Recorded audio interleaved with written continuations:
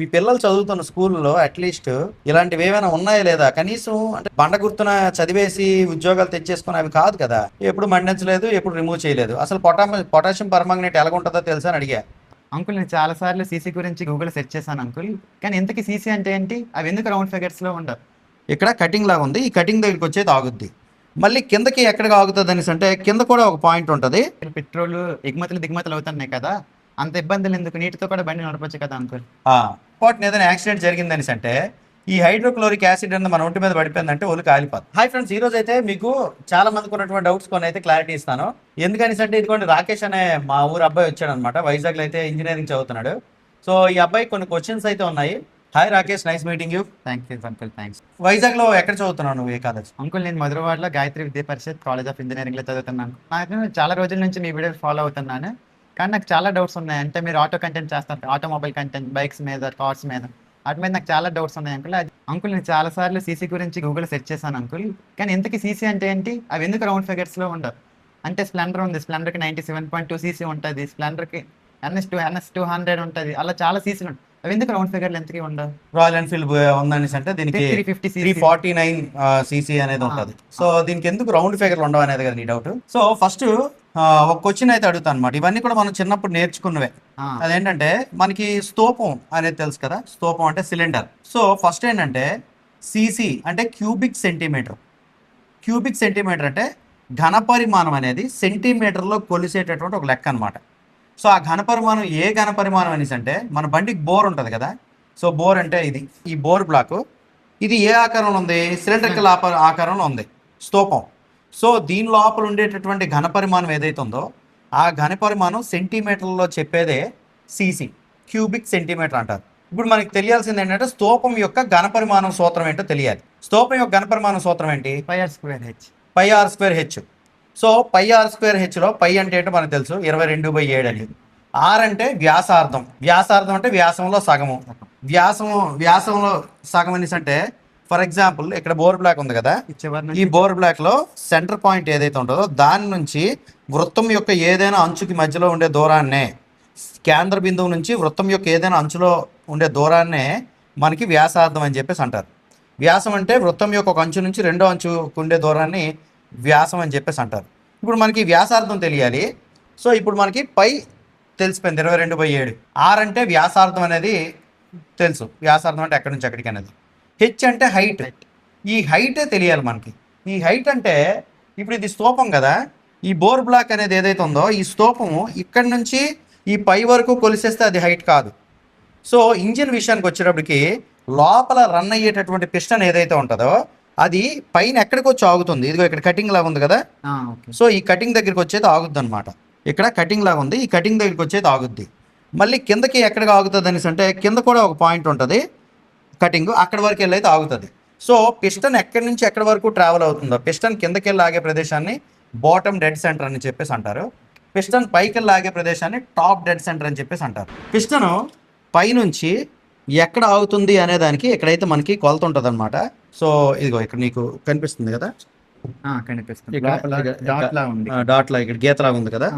So అక్కడ నుంచి పైన ఎక్కడ ఆగుతుంది, ఆ పైన డాట్ నుంచి కింద గీత వరకు, పైన ఎక్కడ వరకు వచ్చి పిస్టన్ ఆగుతుంది, కింద ఎక్కడ వరకు వెళ్ళి ఆగుతుంది. పైన ఆగేదాన్ని టాప్ డెడ్ సెంటర్ అంటారు, కింద ఆగేదాన్ని బాటమ్ డెడ్ సెంటర్ అంటారు. ఈ రెండింటి మధ్య ఎంత డిస్టెన్స్ ఉందంటే ఆల్మోస్ట్ అలా ఒక 4.9 సెంటీమీటర్స్ అయితే ఉంది. ఇప్పుడు ఈ వ్యాసార్థం తీసుకున్నట్టయితే దీని యొక్క మెజర్మెంట్ 5 సెంటీమీటర్స్ అనమాట. అందులో 2.5. ఇప్పుడు పై అంటే 22/7 into r² 2.5 into 2.5 into 5 height 4.9 centimetres. ఇది గుణిస్తే మనకి స్తూపం తాలూకా ఘనపరిమాణం అయితే వస్తుంది. సో ఇప్పుడు అన్ని బళ్ళకి ఒకటే బోర్ ఉండదు కదా. కొన్ని బళ్ళకి 2 బోర్లు ఉంటాయి, అంటే 2 బోర్ బ్లాక్లు ఉంటాయి. 2 సిలిండర్ అంటారు దాన్ని. కార్కి అయితే 3 సిలిండర్, 4 సిలిండర్, 5 సిలిండర్, 6 సిలిండర్లు ఉంటాయి. కాబట్టి మనకి సీసీ రావాలనేసి అంటే ఈ ఘనపరిమాణంతో పాటు ఇంటూ ఎన్ని నెంబర్ ఆఫ్ బోర్లు, ఓకేనా, నెంబర్ ఆఫ్ బోర్ బ్లాక్లు ఎన్ని, నెంబర్ ఆఫ్ స్తూపాలు ఎన్ని అనేది గుణిస్తే మనకు వచ్చేస్తుంది. ఇక్కడ స్క్రీన్ మీద కనిపిస్తుంది కదా, ఎగ్జాక్ట్ క్యాలిక్యులేషన్ అయితే చూసారు కదా, 97.2 అయితే మనకు వచ్చింది. సో ఆ విధంగా స్తూపం యొక్క ఘనపరిమాణమే మనకి సెంటీమీటర్లో చెప్పే పద్ధతినే సీసీ అని చెప్పేసి అంటారు, దాన్ని క్యూబిక్ సెంటీమీటర్ అని చెప్పేసి అంటారు అనమాట. ఇది ఈ క్యాలిక్యులేషన్ అనేది ఎంత వస్తే అంతే. అయితే మనం ఏం చెప్పుకుంటాం అంటే ఇప్పుడు 97.2 సీసీ ఇంజిన్ బండి అని అనం, దానికి దగ్గరలో 97.2కి దగ్గరలో ఉన్నటువంటి నెంబర్ ఏంటి 100 కదా, అందుకని 100 సీసీ అని చెప్పేసి అనేస్తారు. నెక్స్ట్ క్వశ్చన్ ఏంటో అడుగు. అంకుల్ సెకండ్ క్వశ్చన్ ఏంటంటే ఇప్పుడు పెట్రోల్ ఎగుమతులు దిగుమతులు అవుతున్నాయి కదా, అంత ఇబ్బందులు ఎందుకు, నీటితో కూడా బండి నడపచ్చు కదా అంకుల్? ఇది మంచి క్వశ్చన్. దీనికి ఆన్సర్ చెప్పాలంటే కాస్త కెమికల్ ఇంజనీరింగ్ మీద మనకి గ్రిప్ ఉండాలన్నమాట. అంటే కెమికల్ ఇంజనీరింగ్ మీద అంటే ఏం లేదు, మనకి 6th 7th కూడా ఇప్పుడు ప్రైవేట్ స్కూల్లో చదువుతున్న పిల్లలు, ఒక పెద్ద స్కూల్లో చదువుతున్న ఓ పిల్లాడికి ఒక క్వశ్చన్ వేసాను నేను, మీ క్లాస్లో ఎప్పుడైనా సరే పొటాషియం పర్మాంగనేట్ మండించి ఆక్సిజన్ రిమూవ్ చేశారా అని. ఎప్పుడు మండించలేదు, ఎప్పుడు రిమూవ్ చేయలేదు. అసలు పొటాషియం పర్మాంగనేట్ ఎలా ఉంటుందో తెలుసా అని అడిగా. సో దానికి కూడా వాళ్ళ దగ్గర ఆన్సర్ లేదు. పిల్లలు కూర్చోబెట్టి ఎప్పటి నుంచే అసలు ఏ కెమికల్ మండిస్తే ఎలాంటి రియాక్షన్ జరుగుతుంది, అసలు కెమికల్ ఫార్ములాస్ ఏ విధంగా ఏర్పడ్డాయి, ఆ కెమికల్ ఎలా ఉంటుంది, సో అది నీటితో ఏ విధంగా చర్య జరుపుతుంది, గాలిలో ఏ విధంగా చర్య జరుపుతుంది, ఆమ్లము క్షారము కలిపితే ఏ విధంగా చర్య జరుపుతుంది, ఇలాంటి నాలెడ్జ్ అనేది ప్రైవేట్ స్కూల్ అనే కాదు, గవర్నమెంట్ స్కూల్ అనే కాదు, ఇంటర్మీడియట్కి వెళ్ళిపోయిన తర్వాత కాదు, 6th 7thలోనే పొటాషియం పర్మాంగనేట్ని మండిస్తే ఆక్సిజన్ బయటకు వస్తుంది అనే విషయాన్ని ఈజీగా నేర్పించవచ్చు. ఒక టెస్ట్ ట్యూబ్లో పొటాషియం పర్మాంగనేట్ వేసి దాన్ని వేడి చేస్తే దాని నుంచి వచ్చే ఆక్సిజన్ అనేది మంటని ప్రకాశవంతంగా మండిస్తుందని ఆ ప్రయోగాలు చేసి. సో మా చిన్నప్పుడు గవర్నమెంట్ స్కూల్లో ఉండేవి, ఇప్పుడు మరి ప్రైవేట్ స్కూల్లోనే గవర్నమెంట్ స్కూల్ ఎక్కడ కూడా నాకు అవైతే కనిపించట్లేదు. సో ఇప్పుడు నువ్వు వేసిన క్వశ్చన్ ఏంటంటే ఫస్ట్ వాటర్తో వెహికల్ పెట్రోల్ డీజిల్ ఎగుమతులు దిగుమతులు కార్యక్రమంలో గురించి మాట్లాడుకుందాం. సో ఫస్ట్ అయితే ఈ పెట్రోల్ డీజిల్ ఎగుమతులు దిగుమతుల్లో చాలా ప్రాబ్లమ్స్ జరుగుతున్న ఉద్దేశంతో మనమే ఒక రకమైనటువంటి నేచర్ సోర్స్ను వినియోగించుకొని ఫ్యూయల్ తయారు చేయించుకోదని చెప్పేసి ఎథనాల్ అనేది తయారు చేశారనమాట. అది మన షుగర్ కేన్ నుంచి, అది వ్యవసాయ ఉత్పత్తుల నుంచి తయారు చేసినటువంటి ఎథైల్ ఆల్కహాల్, దాన్ని ఫ్యూయల్తో మిక్స్ చేస్తున్నారు. యాజ్ ఆఫ్ నో 2026లో 20% ఎథనాల్ బ్లెండ్ చేసినటువంటి ఫ్యూయల్స్ ప్రతి ఫ్యూయల్ స్టేషన్లోనే ఉన్నాయి. అయితే ఎథనాల్ ఇచ్చేటటువంటి పవర్ కంటే పెట్రోల్ ఇచ్చేటటువంటి పవర్ ఎక్కువ. సో ఎథనాల్ అనేది పవర్ విషయంలో తక్కువ ఉంటుంది, కాబట్టి అది అందుకోవాల్సినటువంటి పవర్ అందుకోవాలంటే ఎక్కువ ఖర్చు అవుతుంది. అందుకని చెప్పేసి ఎథనాల్ 20% బ్లెండ్ చేసినటువంటి ఫ్యూయల్స్ వలన మనకి మైలేజ్ ఇవ్వట్లేదు వెహికల్స్.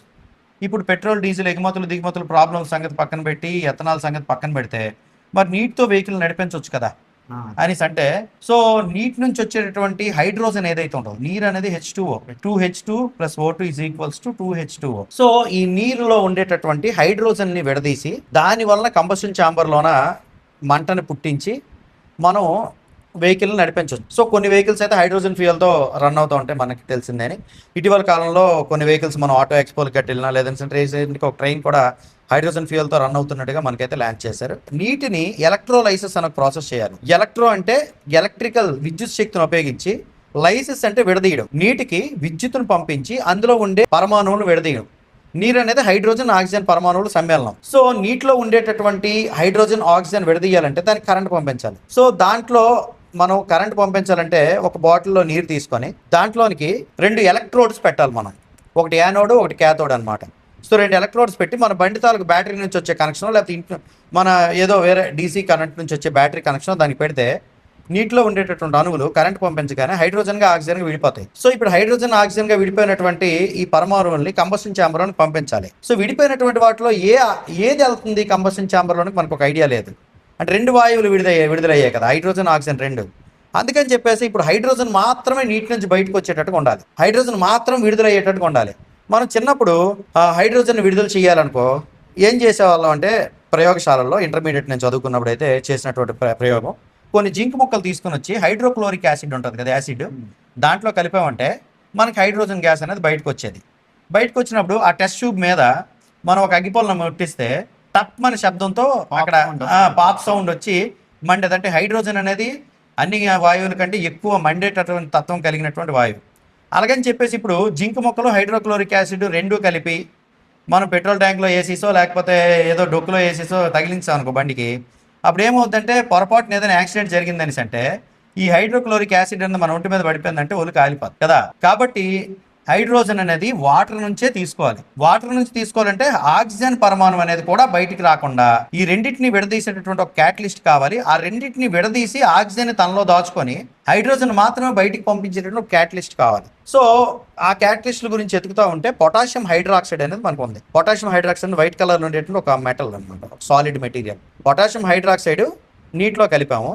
ఇప్పుడు దీనికి కరెంట్ను పంపించాం మనం, ఎలక్ట్రోలైసిస్ ప్రాసెస్ అంటే కరెంట్ను పంపించి దానిలో ఉండే హైడ్రోజన్ని విడదీసేటటువంటి ప్రాసెస్లో ఈ ఎలక్ట్రోలైసిస్ చర్య వలన నీటిలో కలిపినటువంటి పొటాషియం హైడ్రాక్సైడ్ అనేది హైడ్రోజన్ని నీటి నుంచి సపరేట్ చేస్తుంది. నీటిలో ఉండే ఆక్సిజన్ ఇది తీసుకుంటుంది అనమాట. ఓకేనా, ఇక్కడ ఫార్ములా వేస్తున్నాను. సో ఇలా విడుదలైనటువంటి హైడ్రోజన్ ఏదైతే ఉంటుందో అది కంబషన్ ఛాంబర్లోనికి వెళ్ళి కంబషన్ జరగడం వలన మనం వాటర్తో బండిని ముందుకు తీసుకొని వెళ్ళగలం. ఓకే, సో ఇప్పుడు పొటాషియం హైడ్రాక్సైడ్ నుంచి ఈ ఎలక్ట్రోలైసిస్ ప్రాసెస్ అనేది తీస్తాం అనుకో, పొటాషియం హైడ్రాక్సైడ్ మొక్కలు ఉండిపోతాయి, వాటర్ కూడా అలాగే ఉండిపోద్ది. ఎందుకని అంటే పొటాషియం హైడ్రాక్సైడ్ ఖర్చు అయిపోయింది అనుకో, ఎన్నిసార్లు తెచ్చి అందులో నింపుతా ఉంటాం కదా. ఖర్చు అవ్వకుండా చర్యలో పాల్గొంటది కానీ పాడవదు. అంటే ఫర్ ఎగ్జాంపుల్ కూరలో కరివేపాకు ఉందనుకో, చర్యలో పాల్గొంటది, దాని పని అది చేస్తుంది, కరివేపాకు వేరేగా ఉండిపోదు. అలాగా పొటాషియం హైడ్రాక్సైడ్ అనేది నీటిలో కలిపి దానికి విద్యుత్తును పంపించడం వలన మనకి హైడ్రోజన్ అనేది విడుదలవుద్ది అనమాట. ఆ చిన్న ఎయిర్ పైప్ పెట్టి ఆ హైడ్రోజన్ బయటికి తీసి మనం మంటను మండించవచ్చు. అయితే ఇప్పుడు మెయిన్ విషయం ఏంటంటే బండి తాలూకు బ్యాటరీకి డైరెక్ట్ గా కలిపిస్తాం అనుకో, ఒక బాటిల్ తీసుకొచ్చాం, దాంట్లో వాటర్ వేసాం, పొటాషియం హైడ్రాక్సైడ్ వేసాం, దాంట్లో 2 ఎలక్ట్రోడ్స్ పెట్టాం. సో ఆ ఎలక్ట్రోడ్స్ కి కరెంట్ పంపించిన వెంటనే అందులో ఉండే హైడ్రోజన్ విడుదల అవుతా ఉంది. ఇలా అయితే మనం బండి ఇగ్నిషన్ ఆఫ్ చేసిన తర్వాత ఎక్కడ ఉంచినా అక్కడ ప్రమాదం కదా బండిని వాడుకోపోతే. అందుకనే బండి ఇగ్నిషన్ ఆన్ చేసిన తర్వాత వచ్చే పవర్కి ఈ ఎలక్ట్రోడ్స్ కలిపితే బండి ఇగ్నిషన్ ఆన్ చేసిన తర్వాత బండి స్టార్ట్ అయిన తర్వాత హైడ్రోజన్ రిలీజ్ అనేది మొదలవుద్ది అనమాట. సో ఇప్పుడు ఈ ప్రాసెస్ అంతా జరగడానికి ఈ రిలీజ్ అయినటువంటి హైడ్రోజన్ ని ప్రాపర్ వేలో వినియోగించుకోవడానికి కావాల్సినటువంటి ఎక్విప్మెంట్ అనేది ఇప్పుడిప్పుడే తయారవుతా ఉంది. ఎందుకని అంటే ఆల్రెడీ ఫ్యూయల్ ఎయిర్ 2 మిక్స్ అయితే కంబషన్ జరిగింది. దాంట్లోనికి హైడ్రోజన్ అనేది కొంచెం పరిమాణంలో పంపిస్తే కొంతవరకు పర్లేదు. కానీ ఒకేసారి హైడ్రోజన్ మాత్రమే ఫ్యూయల్ తీసేసి హైడ్రోజన్ మాత్రమే పంపించాలంటే ఈ air fuel mixture, air place లో ఎయిర్ ప్లస్ ఫ్యూయల్ ప్లేస్ లో హైడ్రోజన్, ఈ 2 మిక్చర్ అనేది కరెక్ట్ స్థాయిలో బర్న్ అవ్వకుండా ఎక్కువ హైడ్రోజన్ వెళ్ళిపోయిందంటే బండి పేలిపోతుంది. ఆ ఉద్దేశంతోనే ఎక్స్పెరిమెంట్స్ చేసి మెల్లగా తీసుకొని వస్తూ ఉన్నారనమాట.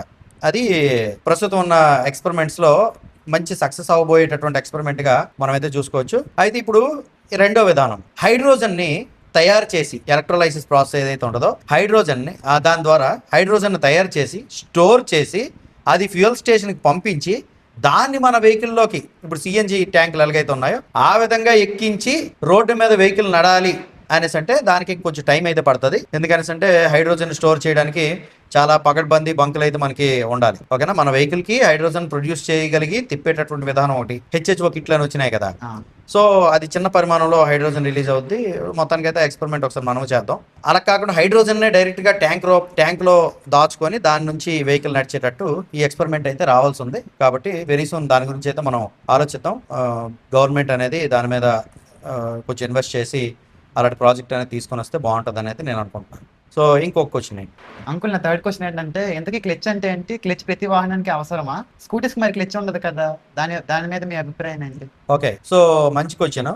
అంటే అడగడం విధానంలో మీకు ఎలా అనిపించింది కానీ ఒకటి చెప్తా. సో స్కూటర్లకి క్లచ్ అయితే కనిపించదు కదా, మరి స్కూటీ క్లచ్ ఉంటుంది అనేసి అంటే ప్రతి వెహికల్ కూడా రన్ అవ్వాలంటే క్లచ్ అనేది ఉండాలి. సో క్లచ్ అంటే గ్రిప్ అనమాట.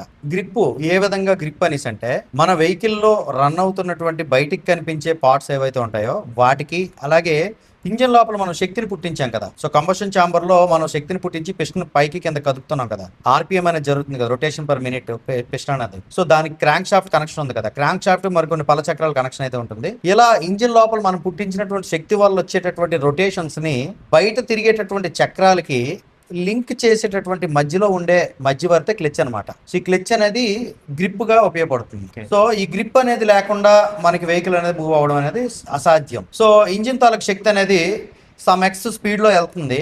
ఆ స్పీడ్ లో ఉండేటప్పుడు ఆ స్పీడ్ కి బయట ఉండేటటువంటి చక్రాలు ఏవైతే ఉన్నాయో అవి అనుసంధానం చేయబడి పట్టుకొని ఉండి తిరగాలి అనేసి అంటే ఖచ్చితంగా క్లచ్ పని అయితే ఉండాలి. అలా క్లచ్ లేకపోయింది అనుకో చక్రాలు తిరగవు. ఓకేనా, అంటే ఫర్ ఎగ్జాంపుల్ క్లచ్ మూవ్మెంట్ అనేది మనం ఇవ్వకుండా క్లచ్తో ఎంగేజ్ చేయకుండా గేర్ బాక్స్ కి ఇంజిన్ కి వదిలేసాం అనుకో బండి దాన్ని పొజిషన్ ఏమంటారు, న్యూట్రల్ అంటారు కదా. కాబట్టి సో బండి ముందుకు మూవ్ అవ్వాలి ఇంజిన్ తాలూకు శక్తిని తీసుకొని అంటే క్లచ్ అనేది ఖచ్చితంగా అవసరం. సో క్లచ్ అనేది మనకి బయట కనిపించేటటువంటి లివర్ని క్లచ్ అనుకోకూడదు, ఈ లోపల ఉండే మెకానిజం ఏదైతే ఉంటుందో అందులో ఉంటుంది అనమాట క్లచ్ అనేది. సో దీనికి సంబంధించి ఒక వీడియో అయితే చేస్తే నేను స్క్రీన్లో విడిచిపెడతాను.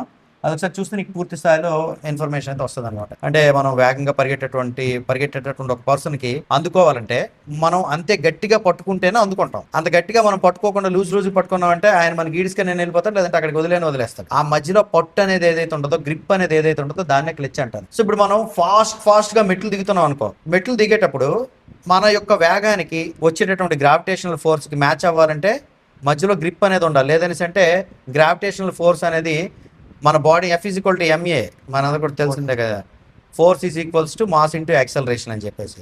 సో ఆ సూత్రం ప్రకారం ఏమవుతుందంటే గ్రావిటేషనల్ ఫోర్స్కి మనం మెట్ల నుంచి దొర్లకు వెళ్ళిపోతాం అనమాట. ఎందుకంటే మన బాడీ వెయిట్ అనేది యాక్సలరేషన్ అనేది ఎక్కువగా ఇచ్చేటప్పుడు బాడీ వెయిట్ అనేది కూడా పెరిగిపోవడం వల్ల ఫోర్స్ అనేది ఎక్కువగా వస్తుంది కాబట్టి, so F is equal to MA ఫార్ములాని మెట్లు దిగేటప్పుడు మనం ఇబ్బంది పడకుండా దిగాలి అనేసి అంటే గ్రిప్ అనేది తీసుకుంటాం, పక్కనుండే రైలింగ్ అనేది తీసుకొని దిగుతాం. అదే గ్రావిటేషన్ ఫోర్స్ అనేది ఇలా కాకుండా మెట్లు అనేవి జాగ్రత్తగా ఇలాగే ఉన్నాయనుకో, అప్పుడు మనం టప్ టప్ టప్ టప్ టప్ దిగిపోతాం అనమాట. ఓకేనా? సో లేదా మనం సరైన షూ వేసుకొని, లేదా మనకి వయసు బాగుంది, మన కాళ్ళకి గ్రిప్ ఉంది, జారిపోకుండా వెళ్ళిపోతాం. అటువంటి సందర్భాలు కూడా మనం సపోర్ట్ తీసుకోకుండా దిగిపోతాం. But end of the day మనకి ఏం కావాలి? గ్రిప్ అనేది కావాలి. Okay, in the same way మన వెహికల్ని ముందుకు మూవ్ చెయ్యాలి అంటే ఖచ్చితంగా మనం తీసుకున్నటువంటి శక్తిని ట్రాన్స్ఫర్ చేయడానికి ఒక గ్రిప్ కావాలి. ఆ గ్రిప్నే క్లచ్ అంటారు. ఈ క్లచ్ అనేది బయటికి లేవర్ ద్వారా ఆపరేట్ చేసుకునేటటువంటి మెకానిజం అనేది ఒకటి ఉంటుంది, అది మన క్లచ్ కనిపిస్తుంది లేవర్. అలా లేవర్ లేకుండా ఇన్బిల్ట్గా ఒక బెల్ట్ త్రూగా రన్ చేసేటువంటిది ఓ పద్ధతి ఉంటుంది. సో ఆ పద్ధతి ప్రకారం కూడా మనమైతే ముందుకి వెహికల్ని ఆటో క్లచ్ త్రూగా ముందుకైతే మూవ్ చేయొచ్చు. కాబట్టి మనకి స్కూటీకైనా, బైక్కైనా, దేనికైనా, కార్కైనా, ఈ టీవీఎస్ ఎక్సెల్ మోపిడికైనా మనకి క్లచ్ అనేది ఉంటుంది. Okay uncle, thank you uncle. ఇప్పుడు ఒక చాలా క్వశ్చన్స్ బాగా ఇన్ఫర్మేషన్ ఇచ్చారు. ఇంకా నాకు అడగడానికి చాలా క్వశ్చన్స్ ఉన్నాయి. ఈసారి వచ్చేటప్పుడు మళ్ళీ మీకు మంచిగా అడుగుతాను. ఇప్పుడు ఒక చెప్పినందుకు thank you so much uncle. Okay, so ఈ 3 క్వశ్చన్స్ మీకు క్లారిటీ వచ్చిందా? అసలు సీసీ అంటే ఏంటి, హైడ్రోజన్ అంటే వాటర్తో వెహికల్ నడపొచ్చా లేదా, అసలు క్లచ్ అంటే ఏంటి, ఇలాంటి ఆటోమొబైల్ కంటెంట్ కోసం మన ఛానల్ అయితే సబ్స్క్రైబ్ చేసుకోండి. సో ఇలాగా మీకు ఏమైనా డౌట్స్ ఉంటే కింద కామెంట్ సెక్షన్ అడగండి, నేను కంటిన్యూస్గా వీడియోస్ అయితే చేసి పెడతాను. అందరూ నమస్కారం, థ్యాంక్ యూ. ఇది నా ఫస్ట్ వీడియో గైస్. ఇప్పటివరకు వీడియో చూసారంటే మీకు ఎంతో కొంత లైక్ నచ్చే ఉంటుంది, అందుకు లైక్ చేయండి. నువ్వు ఇలాంటి మంచి క్వశ్చన్లు అడిగావు కాబట్టి నాలో ఉండే టీచర్ బయటపడ్డాడు. ఎప్పుడు చిన్నప్పుడు చదువుకుని చదువులన్నీ కూడా గుర్తొచ్చాయి. Thank you so much. మీరు కూడా చెప్పినందుకు థ్యాంక్ యూ. ఇందులో మీకు ఒక ఇంపార్టెంట్ ఇన్ఫర్మేషన్ చెప్పాను, అదేంటంటే మీ పిల్లలు చదువుతున్న స్కూల్లో అట్లీస్ట్ ఇలాంటివి ఏమైనా ఉన్నాయా లేదా, కనీసం అంటే ఫ్యూచర్లో ఏదో బండ గుర్తున చదివేసి ఉద్యోగాలు తెచ్చేసుకుని అవి కాదు కదా. డబ్బులు ప్రాక్టికల్ నాలెడ్జ్ ఉంటే మనం ఏం చదువుకున్నా మనకి అది తిండి పెడుతుంది. 10th చదివినా తిండి పెట్టాలంటే మనం 10th అయినా కరెక్ట్గా ప్రాక్టికల్ నాలెడ్జ్ ఎక్స్పెరిమెంట్స్ ఉంటాయి అంకుల్, కానీ ఏం చేస్తారంటే డబ్బులు కట్టి రాయించేస్తారు, ఏం చేయరు. మేము అప్పుడు నేను చదువుకున్న రోజుల్లో 2001లో 10th అయింది నాది, 2003లో ఇంటర్మీడియట్ కంప్లీట్ అయింది. ఆ ఇంటర్మీడియట్ టైంలో అప్పుడు మాకు ఎక్స్పెరిమెంట్స్ అన్నీ చేయించేవారు. నేను ఈ స్టడీ కంటే అకాడమీ కంటే ప్రాక్టికల్స్ ప్రయోగశాలలోనే ఎక్కువగా ఉంటూ ఉండేవాడిని. డిగ్రీలో కూడా అంతే, ప్రయోగశాలలోనే ఎక్కువగా ఉంటూ ఉండేవాడిని. అలా ఏంటంటే మనకి పిల్లలు కూడా ఎటువంటి అవేర్నెస్ కావాలి. ఎవడైనా కొత్తది ఏదో ఒకటి తయారు చేయాలంటే ఆవేట కావాలి కోర్స్ నేర్చుకొని తయారు చేసేయడం కాదు. Success will depend on previous preparation and without such preparation there is sure to be failure అని ముందు నుంచే ప్రిపరేషన్ ఉంటేనే సక్సెస్ అనేది ఆటోమేటిక్గా మన ముందుకు వస్తుంది. అందరికీ నమస్కారం ఫ్రెండ్స్, థ్యాంక్ యూ.